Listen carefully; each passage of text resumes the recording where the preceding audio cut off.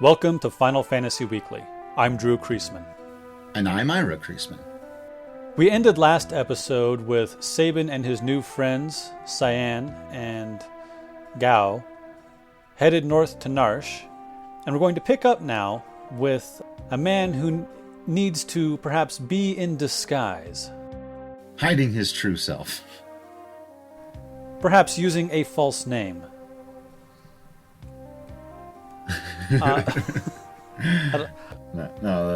So this is the second of our three branching storylines when our party was separated after meeting at the Returner's hideout. If you'll recall, Locke has been sent to South Figaro, which is now under control of the Empire. He's trying to learn a bit more information about what their next move is so that he can report back to the group. And we pick up, and again, I love this little storytelling mechanism. I love it when a point is made about, this is the goal, and then we skip to after the goal has already been accomplished. We pick up with Locke, and he's achieved the goal of finding the information out.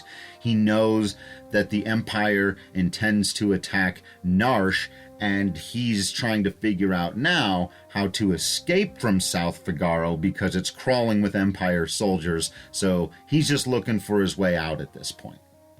This part actually reminds me a lot of when our heroes from Final Fantasy II go back to the town of Fynn and it's crawling with Imperial soldiers. It's a very similar idea. You can't just go straight from A to B, because if you do, you'll get your butt kicked, and that's not what this particular scenario is about. I liked how you mentioned an episode or two ago that, if we were remaking this, we might do it in a film noir style. It definitely has that spy versus spy kind of thing going on, except we've only got the one spy and he's the best, so we're in pretty good shape.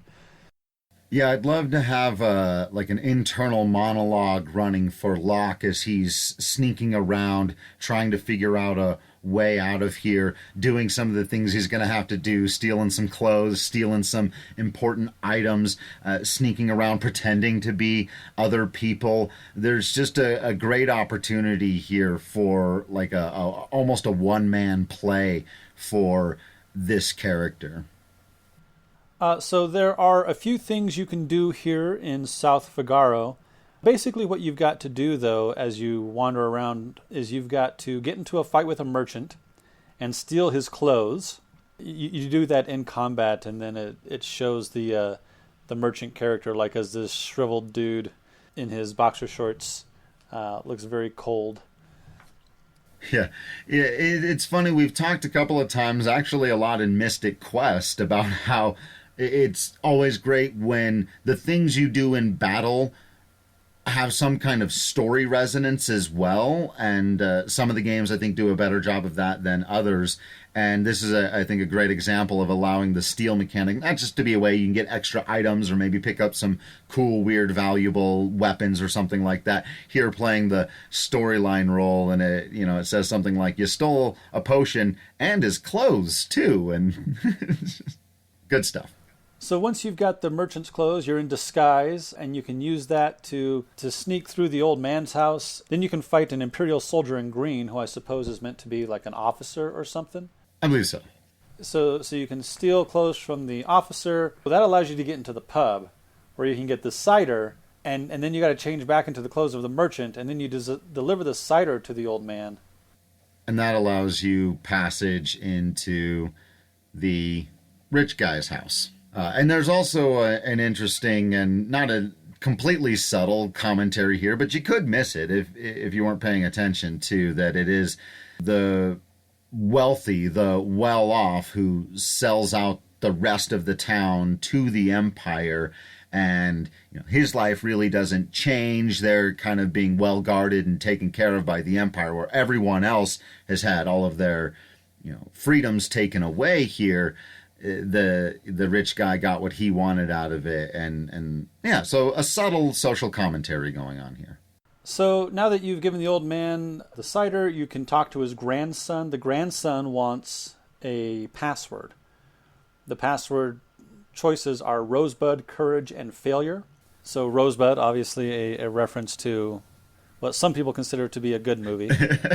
It's a good movie. It's a little overrated, but you watch it through the right eye. Citizen Kane is pretty fascinating, but yeah, Rosebud is big part of that.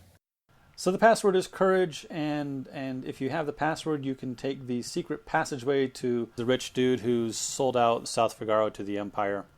You can make your way to a hidden basement. Because you're a treasure hunter, you're in a rich guy's house. You figure he might have some cool stuff in the basement. Sure. You got to go behind the bookcase to get down into the basement. In the basement, you find that one of the rooms has been converted into a sort of a makeshift dungeon. And you can peek into the dungeon, and you see a woman up against the wall, presumably chained against the wall, and she is getting the snot beat out of her. Yeah, it's pretty brutal, especially when you look at a lot of the other stuff that's been censored out of the Nintendo-era Final Fantasy games, and some of the sexual content that was censored out of this one. There's no blood or anything, but they're quite clearly just punching her in the gut and in the face and speaking down to her, and yeah.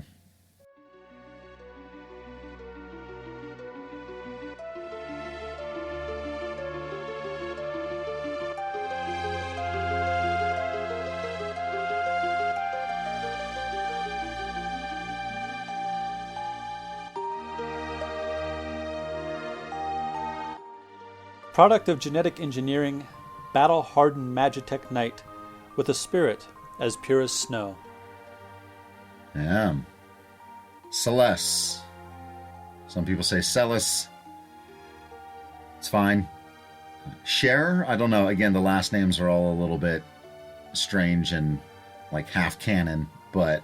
Right. Well, a lot of these, we talk about Final Fantasy being a blend of Western and Eastern a lot, and a lot of these last names strike me as European or vaguely European. Chere would be a French word.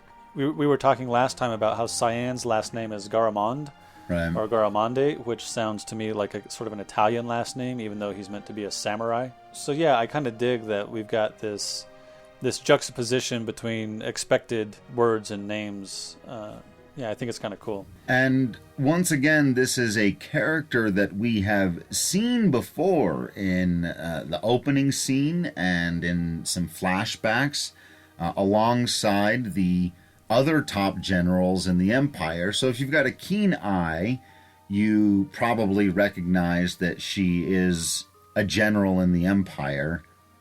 And if not, I'm pretty sure the guards say it at one point. There's a little bit of exposition through dialogue here. The mighty General Celes has fallen, something to that effect. So we know who she is a little bit, but probably weren't expecting to see her in this condition. Kelly says Garamond is French. Yeah. All right. Sure. One of the things that's really interesting to me about this scene, and is so great, again, about the way this story is told and the choice to branch it off into three directions here, is that in the middle of the beating that she is taking, we get, again, I think some clever exposition through dialogue where she gives us the kind of the reasoning behind why this is happening. She is particularly protesting to the fact that they were going to, or already have, poisoned Doma Castle. And what's great about that is that if you've already played the Sabin scenario, you're intimately familiar with the horror that caused. And if you haven't yet, then this works as a good piece of foreshadowing for something that you're going to see later. Just super cool moment that you can kind of only do in a video game style storytell. So since we're here, why don't we go a little more in depth on Celes? One of the things I think is interesting about Celes is that her sprite art and her Amano art are significantly different. Either way, she is a blonde-haired Caucasian woman. She looks like she could be a very adroit warrior. She looks like she's someone who's adept at fencing. She's got a long, thin sword. Her sprite art has her in a sort of green leotard-looking thing with a long white cape, which I think is not a bad look at all. But her Amano art has her in what I've always thought of as the Bruce Lee outfit. She's got the yellow, almost the yellow tracksuit from, which movie was that? Enter the Dragon? Or Game of Death. It's one of those Game two. of Death, okay. Yeah. Either way, so she's got the sort of yellow, I don't know, general pantsuit, the yellow uniform. It's also referenced in Kill Bill. The bride wears it. Oh, sure. She starts off with ice magic, similar to the way Terra starts off with fire magic. Though she's not born to it naturally, we learn, through that little description of nothing else, that the genetic engineering done on her gave her ice magic. And so I think that's an interesting juxtaposition, because you would expect the character with fire magic, Terra, to be outgoing and perhaps brash and have a bad temper, whereas the character with ice magic would be cold and standoffish and calm. I mean, that would be playing into the tropes. But Terra does not feel any emotions at all right now. And even when she does eventually later, she's not exactly a fly-off-the-handle type of character. But neither really is Celes. I just think it's interesting that they don't play into those tropes with the fire character and the ice character. Yeah, I agree. And I think that kind of gets to the central theme of Celes as a character. She's one of the more interesting, I think among a lot of people's favorites, if you're going to have favorite type characters. She's a name that comes up a lot in the franchise, and I think it's because she's so conflicted in so many ways. This is about battling her upbringing, some of which we learn later about Sid, wasn't so bad just because she was brought up in the Empire, but much of it was. We know she's been genetically engineered. We know that she's been a warrior. She's been basically only ever allowed to be a warrior. And so a lot of her journey is about discovering if I may, and it's a weird thing for me to say, but her feminine side a little bit, getting to be something other than just a military person. And I think we should do a spoiler now for her, actually, because I think it's going to help us understand Celes as a character moving forward, about the human heart and conflict with itself. That old line about great storytelling is that she is a plant. I don't know how much of this scene is planted. One of the things that's great about storytelling like this is that when you find out later that Celes was supposed to betray the returners, that the Empire sent her to join our group, and she is supposed to pick a very specific moment in time to betray them. And then we'll talk about what happens when we get there. But I think it helps us understand all of the internal struggles she is going throughout this entire series, and why her arc leads her to some of the darkest moments that any character in the franchise will face.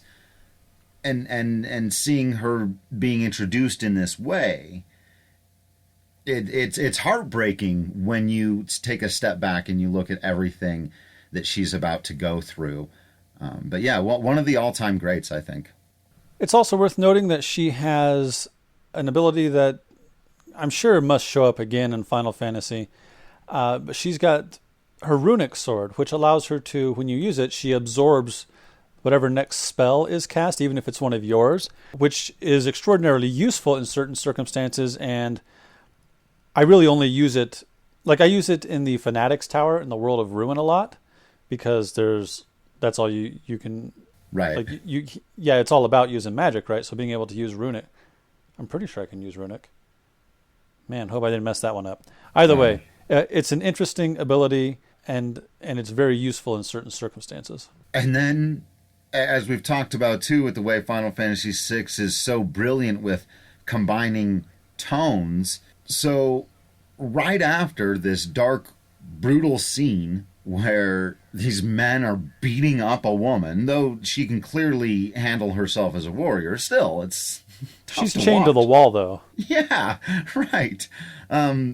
Locke, sneaks into the room, and there is potential for a brilliant comedic moment here. There's a decent one if you're still wearing merchant attire.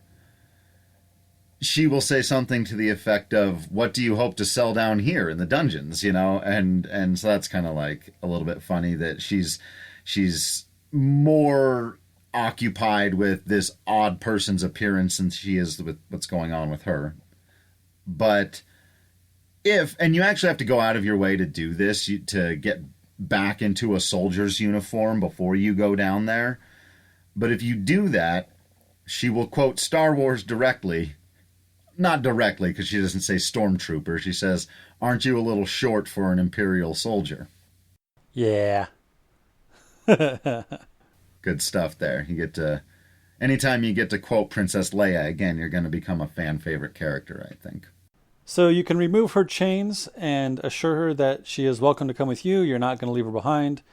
And then, before you leave the cell, you should really search the guard, because the guard has a clock key in his pocket, and you are given two options. One, take it, and two, stealing is wrong. That's great. After all the stuff you've done in this little scenario, too. So you take the clock key, you make your way through the rich man's basement. You can loot the basement if you haven't already. You use the clock key on the clock that's not moving to reveal a secret passage, and you sneak out of South Figaro.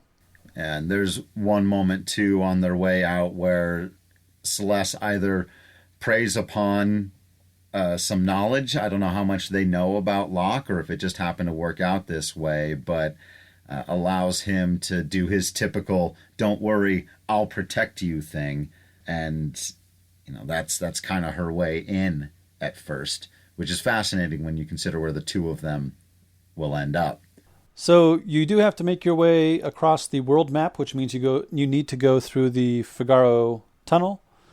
At the end of the tunnel, you will run into a Magitech robot armor thingy. It's basically a big drill. And this is where you learn to use Celeste's runic blade. She will tell you, it's going to cast spells, so have me absorb the spells while you steal and then defeat the boss. If you don't use her runic, if you don't use her ability to absorb spells, this is a much more difficult fight. Once through the Figaro caves, you make your way to Narsh, and Locke's chapter is finished.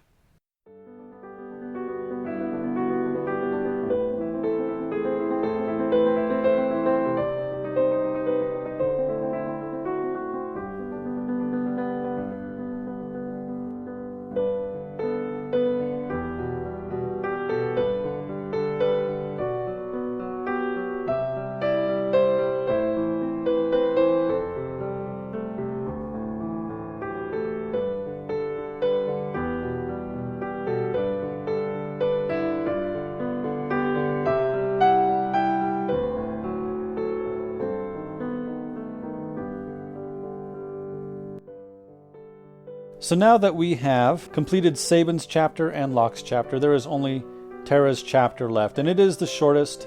There's not a lot to say here. Though I would like to take a moment to do a bit of an aside. I recently played the Ignis and Gladio chapters of Final Fantasy 15, and I gotta say, if Mog had showed up somewhere in Final Fantasy 15 and said, "Would you like to follow Gladio or would you like to follow Ignis?" I would have been perfectly okay with that. Right. How cool. Yeah. In the way we're doing things, we've only got one more left to do. We follow Terra, Edgar, and Bannon. They ride their raft to the end of the river.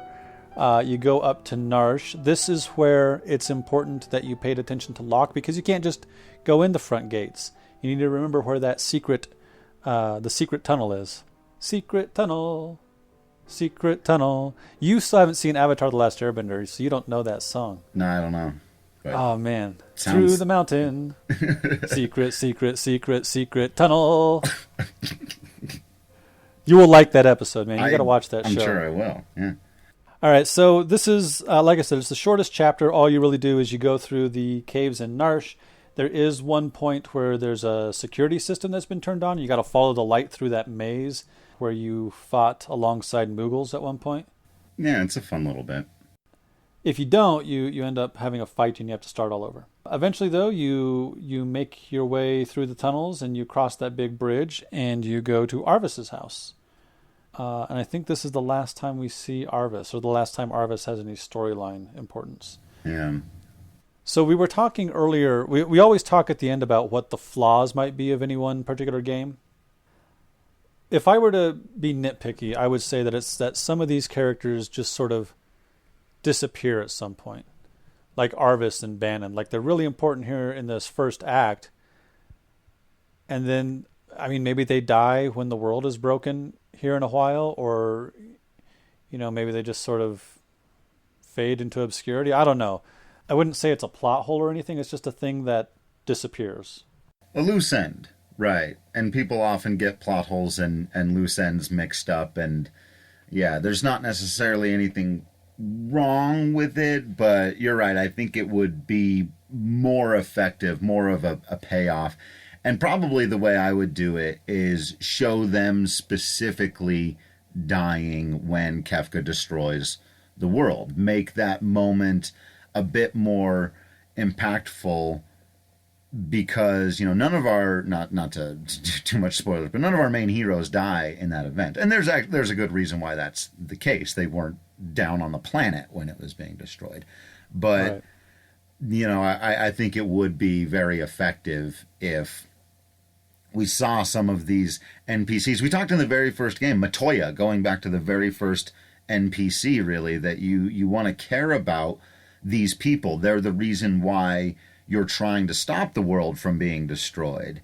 And to make that moment more tragic, that failure more palpable, there are a lot of people we've met throughout the game who it would be heartbreaking. And maybe because, again, it was on Nintendo and they were still a little bit, these have got to be for kids.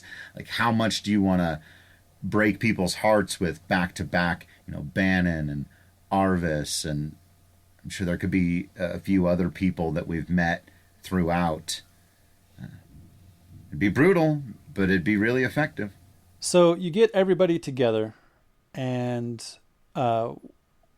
with Locke's information that the Empire is about to storm Narsh, they decide they need to protect the Esper, the frozen Esper. The frozen Esper has been taken out of the mine and put up into the mountains.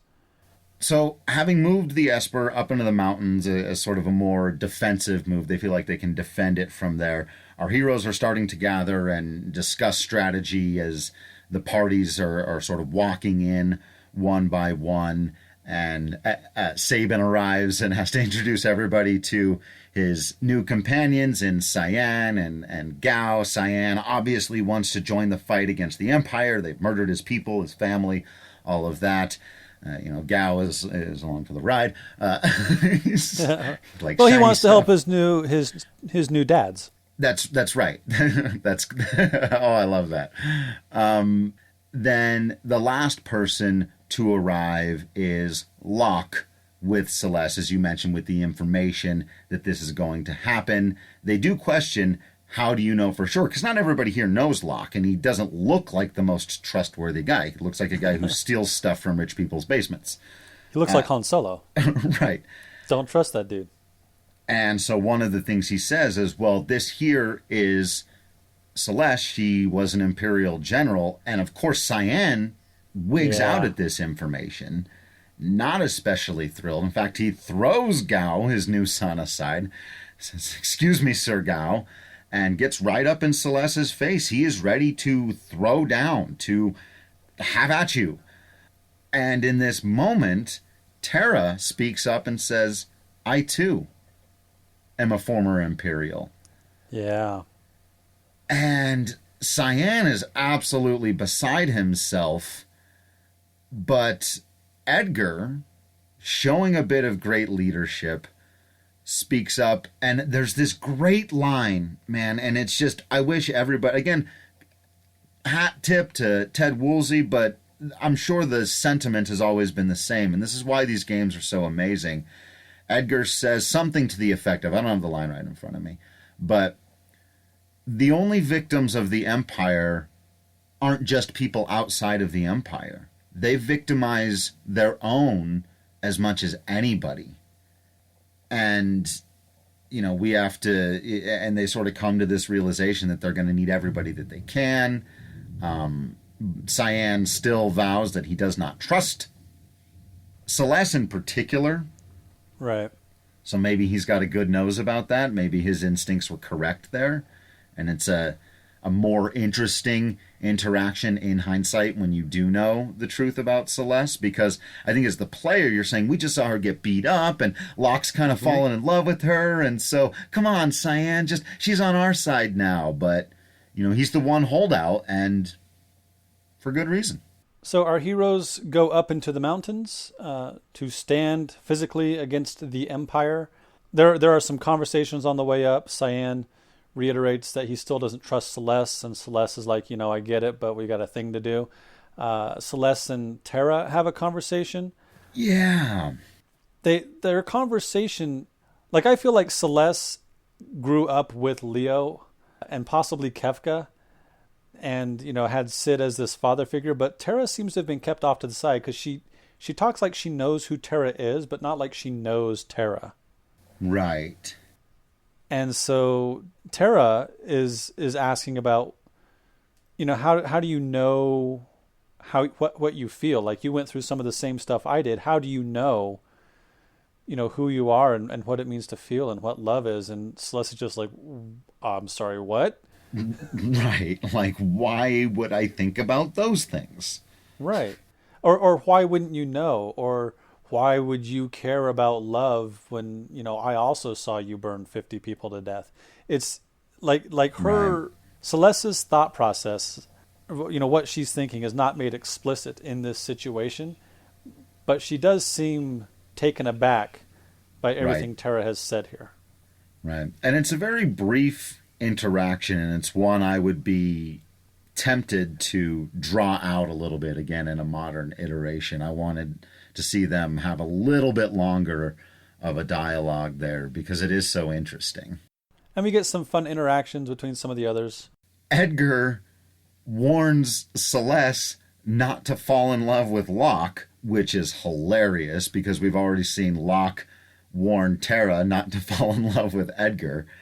But Celes, again, responds with this kind of, what is it with you people and love? Like, I'm a general in the army. We're preparing for a gigantic battle. I don't have time to look at Locke. Like, I'm glad he broke me out of jail, but she just straight up says, you know, and she says different iterations of one of her most famous lines ever, which comes much later, about, you know, I'm not a floozy, essentially, is right. What she's saying here. And she has to reiterate this a couple of times to these boys.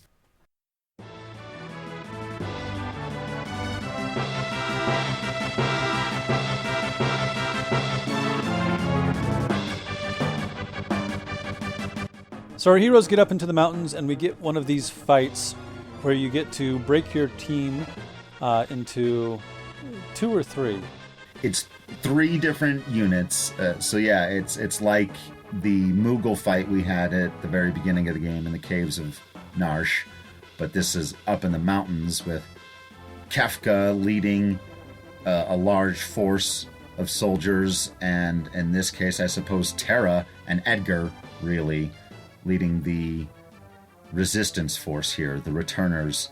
And yeah, it's super cool. One of the big criticisms we both had of Final Fantasy IV was that a lot of times the story would have to go out of its way to break up the characters, and you never really had the entire team all at once doing a big thing. Well, here we have our entire team all at once doing a big thing, and it's pretty cool. You can make all different kinds of combinations of who you think work well as teams, or keep them together for storyline reasons if you like have Sabin go with Gao because and Cyan because, you know, they all met each other first. Whatever you want to do, or think of it in terms of classes, it's so much fun. And then, yeah, it makes it feel pretty epic, because it's supposed to be.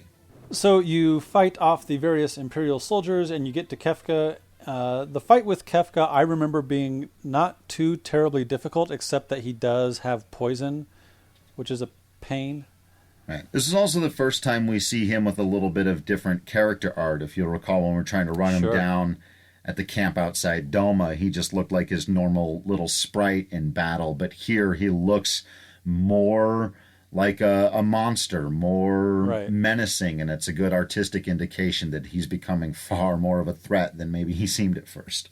Right. Yeah, I think that's exactly right. So you're right. He gets his Amano art here, which is how the monsters are generally presented in Final Fantasy. So yeah, he starts as a sprite, then he gets his monster art, and then he just grows and grows and grows in importance, but also physically. Exactly. And then in classic fashion, at the end of the fight, you don't actually really defeat Kefka here. You just scare him off, and it gives you the same sound effect for when you run away from a battle, he runs away. And that's how the fight ends. Because of course Kefka would run away. Once you have defeated Kefka, well, here we are. We've got the Esper, we've got the girl who can talk to Espers. Let's talk to the Esper. We're here to protect you, and we want you on our side in this political conflict, I guess.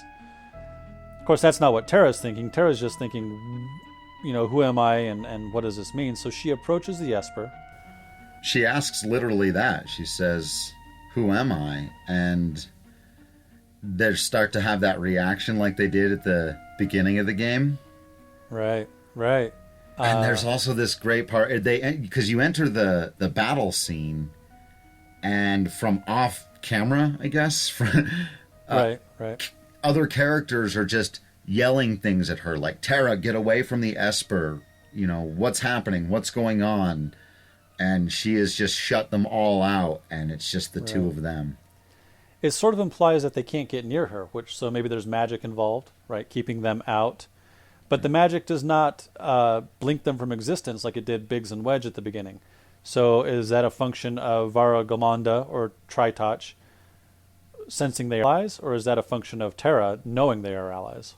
Yeah, I'm not sure. Or it could be a function of them being warriors of light, though not explicitly. Maybe there's a bit of a chosen one, or they just have a higher constitution than Biggs and Wedge. But I think my favorite interpretation would probably be that in that moment, Terra is protecting them from further damage, because there are these sort of explosions of energy, and people are getting knocked away and held down, and some of them are, by the end of this interaction, hanging onto a cliffside. But I choose to believe that it is Terra that is keeping them all alive in this moment. And in this moment, her connection to the Esper awakens a part of her she didn't know she had. And her Esper side awakes, and her form flickers and wavers, and suddenly while she's still humanoid, she no longer appears to be human.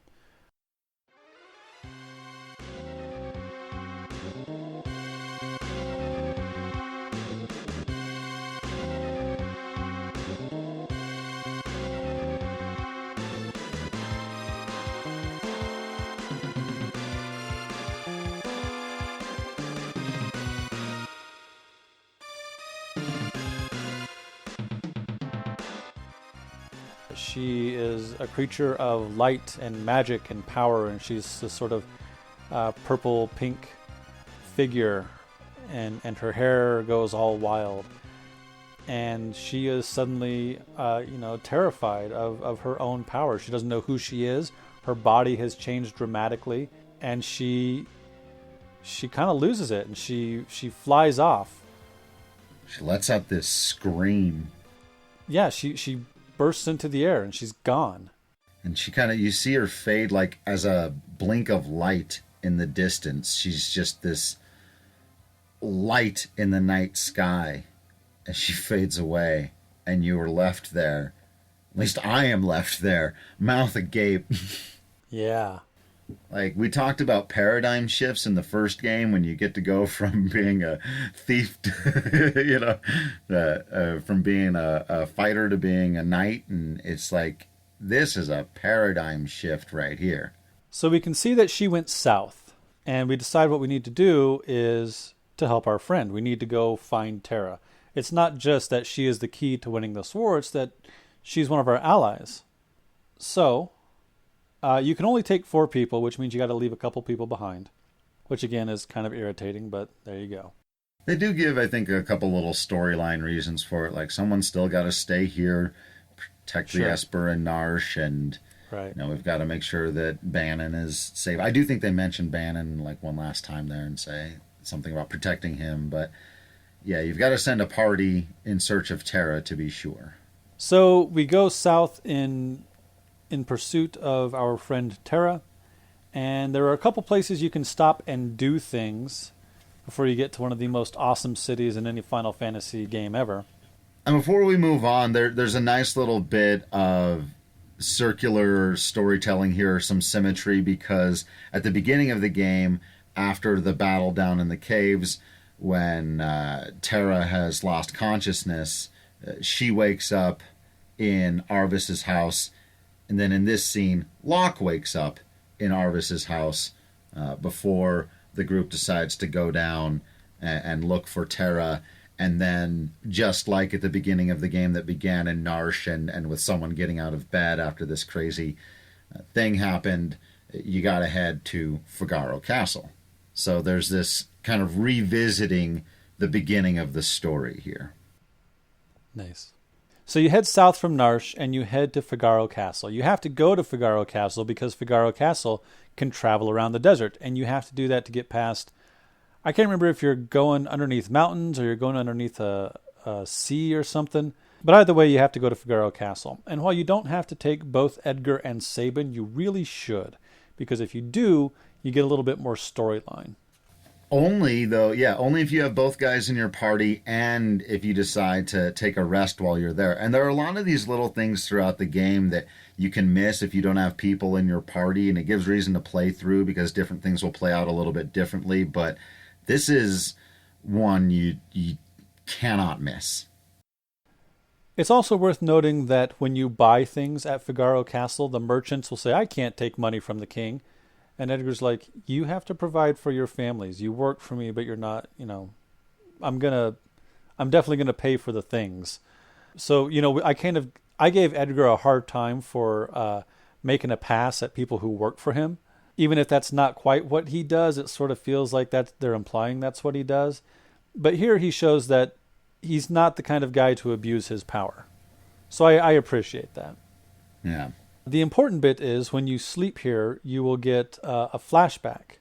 So if you take Sabin the first time, when you first go into the castle, he'll like run around and visit all his old places. Like, oh, I'm back home. I want to go see what's changed and what's the same. But when you spend the night... Sabin kind of gets around and he begins to night wander, and kind of all of the joy of returning home fades into remembering why and how he left and why it's been so long since he's been home. And we kind of pick up in a flashback that is a sequel to the one we saw last time we were at Figaro Castle, where we see the next stage of, last time we had seen them kind of having a little bit of an argument over the fact that their father was ill and going to leave the kingdom to one of them.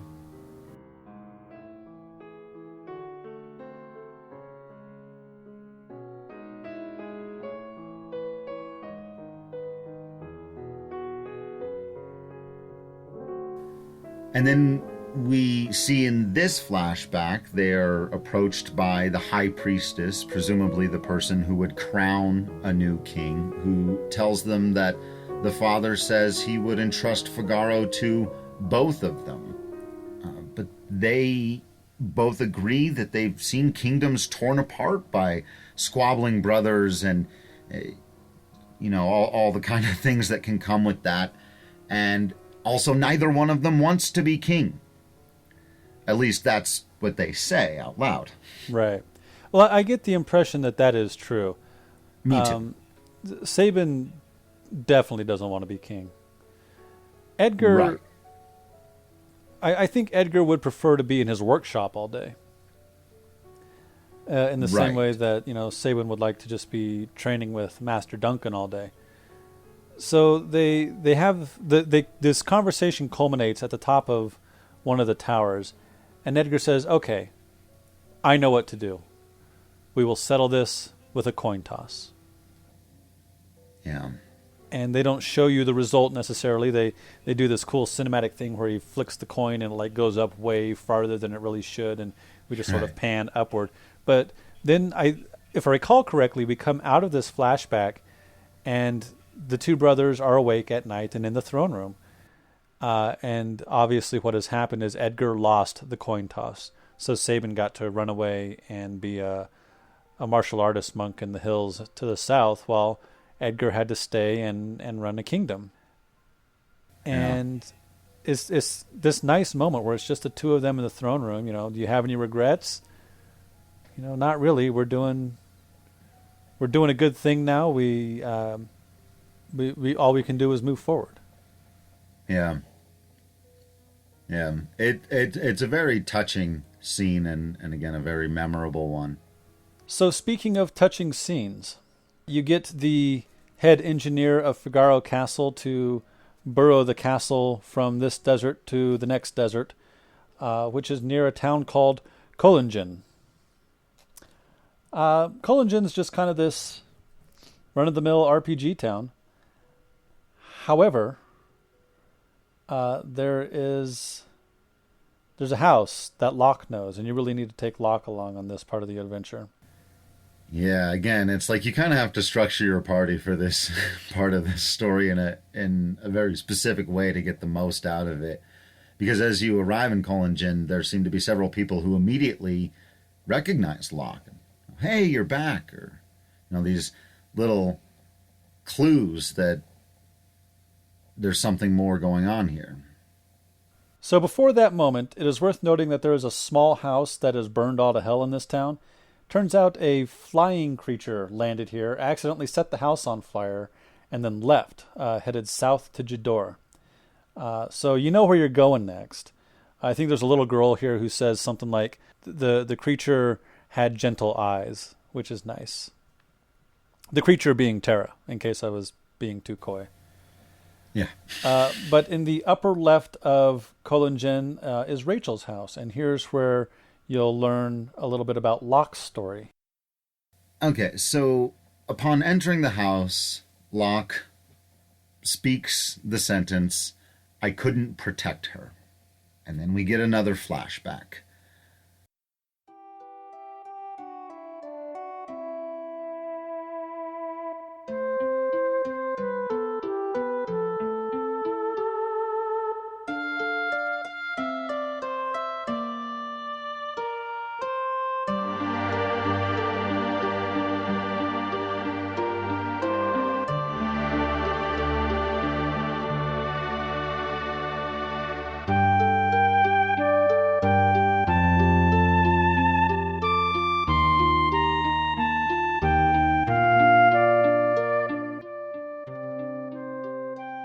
And it's another heartbreaking one that really helps to explain why Locke promises to protect every woman that he meets. We sort of get this sequence of events where we see him with a young woman he's clearly in love with. They're running off to do all of these treasure hunting adventures. Her father doesn't seem to be particularly fond of it because, well, stuff like that can be dangerous. And so, of course, on one fateful day, they were hunting for treasures. They were tomb raiding, and when you're doing that, booby traps can occur. One does, and a bridge starts to fall out from underneath them, and Rachel, as we learn, shoves her lover, Locke, aside to safety and plummets to an area below, smashing her head. Yeah, that's tough. And So this is another, by the way, another woman in the story who shows all kinds of agency by doing what she wanted to do, defying her father, her being the one to make the heroic sacrifice for the man. But when she does wake up, she isn't killed, but head damage, she has amnesia. So our second dose of amnesia in the story. Yep. Traumatic brain injury. Yeah, and he keeps coming around trying to remind her that they're friends, that they're partners in adventuring, that they love each other. And eventually she says, every time you come here, my parents cry, please don't come back. And the father gives him a little bit of that on the way out of town too. You're no good for her. This is your fault even. And so if we've been wondering this whole time why Locke seems to walk around with a bit of guilt and something to prove, a lot of it has to do with the Forever Rachel story. So now I can't remember quite what happens next, but when we arrive in Collagen, Rachel's not in her house. Right. Instead, she's in the basement of the house on the right, being held in some kind of a suspended animation. And is that a result of her head injury, or did something else happen? So, right, because the story wasn't tragic enough, she does eventually slip into a coma. And so even though Locke isn't allowed to see her anymore, he has been, as we learned in his character introduction, searching the world over for relics of the past. He has been searching for remnants of the Phoenix, something he has heard can bring people back from the brink of death, essentially, so that maybe one day still he might be able to reunite with his love, Rachel. So has everyone got their Kleenex out? Are we good? It is also mentioned in Collagen that there's somebody to the north who dreams of one day owning a coliseum. That's a heck of a dream. I wonder if it will ever happen. And you can go visit his house. He's just got a little house up there, and I think there might be like some items up in his house. So we know Terra flew south to Jador. So you walk south to Jador. Jador is an interesting town. Speaking of class separations, we saw this a little bit in South Figaro. You see it a lot here.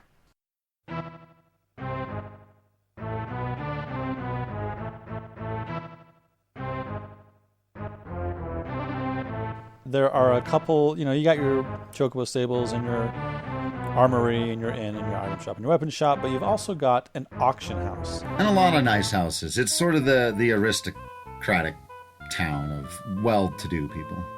Right. It is definitely the rich town, and the richest dude lives at the very top of the town, so there's some commentary for you. But the auction house is interesting. You can buy certain items. I don't think anything here is especially worth purchasing at the moment, though there will be in the second half of the game some items that you really want that you can only get at the auction house. You can go all the way north to Auser's house. He's the richest man apparently in the world. He does not have a giant tower with his name on it, but he does have a really big house. It's especially noteworthy that in this house he's got like his own art gallery. That will become storyline important later. So in Jador, you also hear about a few other things. There's an opera house way to the south. The opera house is not in any particular town, but basically gets its own spot on the world map, which sort of suggests it's its own self-contained village, perhaps, with the opera house at the center, which I think is kind of neat.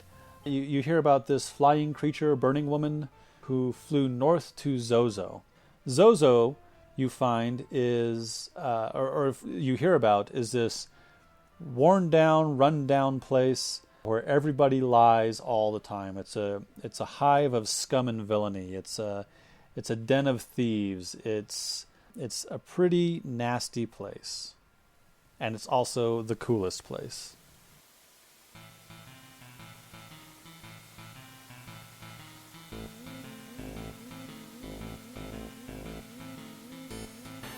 Yeah. It's great because it's got this quirk, and they warn you about it because somebody in Jador will tell you everybody in Zozo is a liar. And then when you arrive in Zozo, the very first person you can talk to will say, "Great people here, you can trust everything they say." And it's always raining. Mm-hmm. Yeah, it's always raining. It's got that cool music that only is here in this town. Yeah. And you can get into random fights here. Like, people will try to mug you all the time. Right. So yeah, because normally in any other Final Fantasy game, if you're in town, you're safe from being attacked, but not in Zozo. So one of the big puzzles in Zozo is figuring out what time it is. Everyone will give you the wrong time. And the reason you want that is because there is a clock that if you set it to 6, 10, and 50 seconds, you will open a secret passage that will give you the chainsaw, which is a powerful tool for Edgar. That's really cool. I almost always use the chainsaw or the auto crossbow. Yeah, those are the best ones. Being able to poison them with the one thing is also pretty good, with the bioblast. Yeah. But anyway, you climb the tower, the tallest tower in Zozo. There's somebody who says don't jump between the building, it's dangerous, so that means you have to jump between buildings in order to get up the tower. And eventually there's this big sort of monk martial artist dude called the Dadaluma, who you have to fight. You beat him up, and you get into this room. And this is the nicest room in all of Zozo. At the top of a metal tower where it rains all the time is perhaps an appropriate place to find a god of thunder.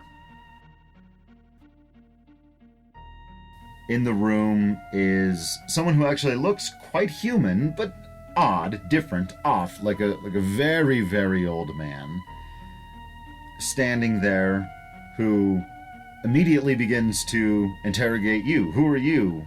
Is this girl your friend?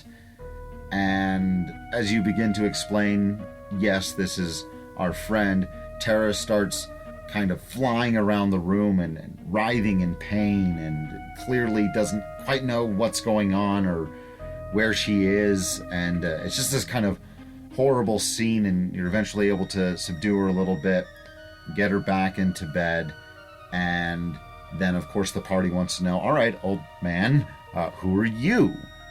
And he comes right out and says, I am Ramu, the Esper. And that gets everyone's attention. We've mentioned this before, but it bears repeating. Ramu is the summon monster who tends to be closest to humanity. In Final Fantasy IX, rather than like having to defeat him, you have to play this little quest game with him.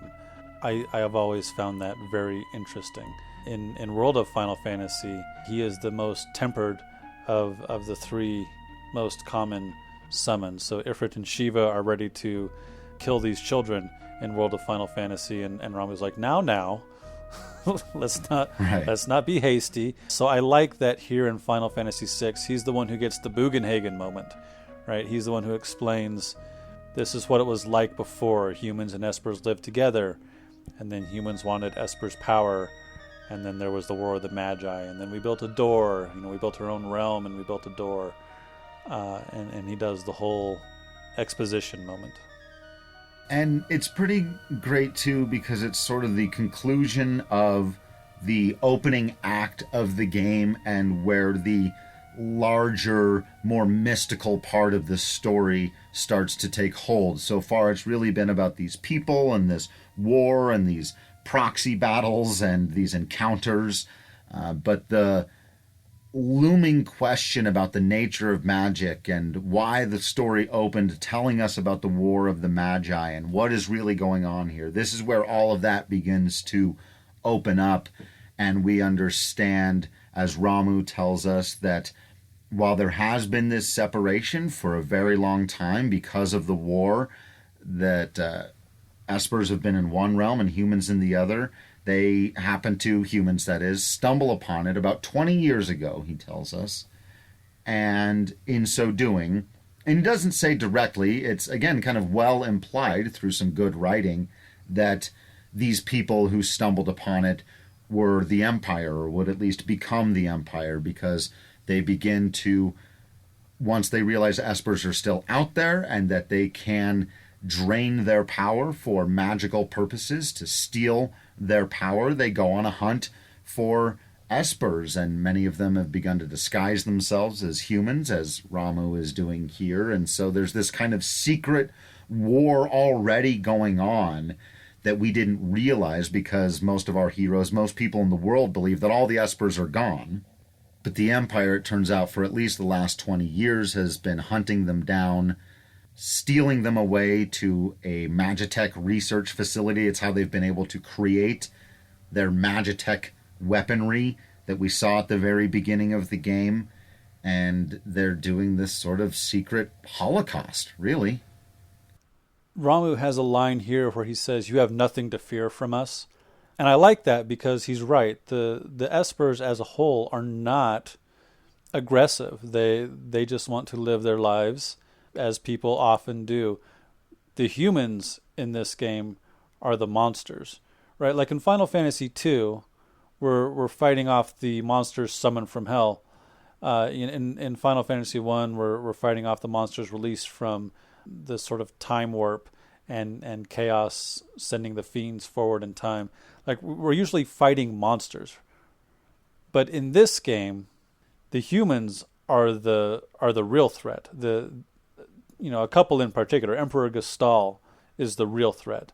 Ramu explains that this Magitech research facility, he escaped. He and some of the others fled. He calls himself a coward. And then he explains that the Empire's method of draining a live Esper of its power is actually not the most efficient way to learn magic. Instead, what you got to do is you have to take the crystallized essence of an Esper who has already died and allow them to teach you magic through experience. And then he presents our light warriors with their first 4 crystals. Yeah, and they are, he says, comrades who fell in battle as they were escaping. So, it's a pretty somber moment for him, and a pretty sobering moment for our heroes, who at the beginning of the game were absolutely flabbergasted by the sight of magic. And now here's an Esper telling them, you need to take the powers of my fallen comrades and take that power and help my comrades who are still alive. It's also the only way you can help your friend. He says probably someone there, one of the Espers there, can help Terra come to grips with what she is. He's very cryptic about what she is. I think somebody says directly to her, depending on who's in your party, is she an Esper? And Ramu says, no, she's something quite different.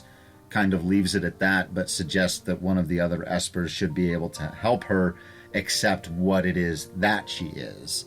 So our heroes, in order to help their friend and to help the Espers who are being tortured in the Magitech facility, decide what they need to do is they need to get an airship and fly to Vector and take this fight to the Empire.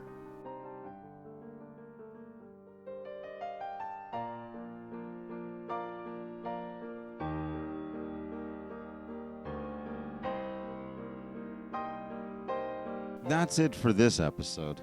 Thank you for listening, and thank you to everyone who's reached out to us.